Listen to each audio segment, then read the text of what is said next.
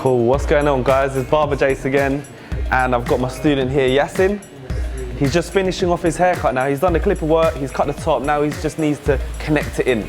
So what technique do you think will be good for this type of hair to connect it in? Clip over comb. Clip over comb, that's the one. I think clipper over comb would be the perfect technique. Yeah. Cool, because this client's hair is very straight, we can see the shape of it in the mirror. I think clipper over comb with this type of hair will be perfect. But before I find my guide, I need to engage my comb, and then I tilt it up, teeth pointing straight to the sky, and I can see my comb coming from where? Where's my guide going to be coming from? From the bottom. It's going to be coming from the bottom here, yeah? So teeth up, and look, you see my guide. As soon as that disappears from the comb at the bottom, anything hanging over it, teeth pointing straight up, I engage my clippers and I just swipe to the right, yeah? Always cut a little bit less, and then you can always remove more afterwards, yeah? But this is how I hold my comb as well. I rest it flat on my fingers there. I rest my index finger on the top and my thumb just at the bottom there. And I can go teeth down to reset the hair, and then I can go teeth up again, yeah? Make sure the bottom of the comb is slightly off the head so you don't cut your guard, yeah?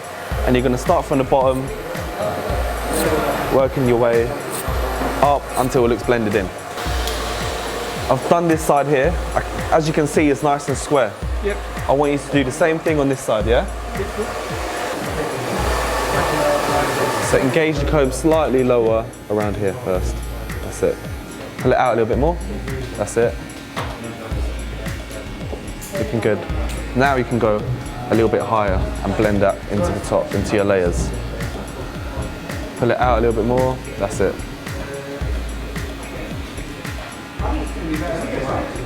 Instead of cutting at the bottom here, you want to use that whole comb, so engage it right there, yeah? That's perfect.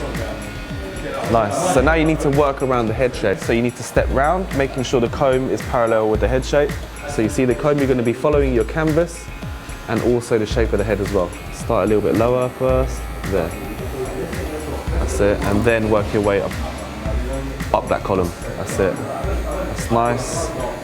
Cool, so after clipper over comb, we're gonna scissor over comb to soften the blend, yeah? So this is just to remove the weight and to create a nice shape, and then we're gonna perfect it with scissor over comb.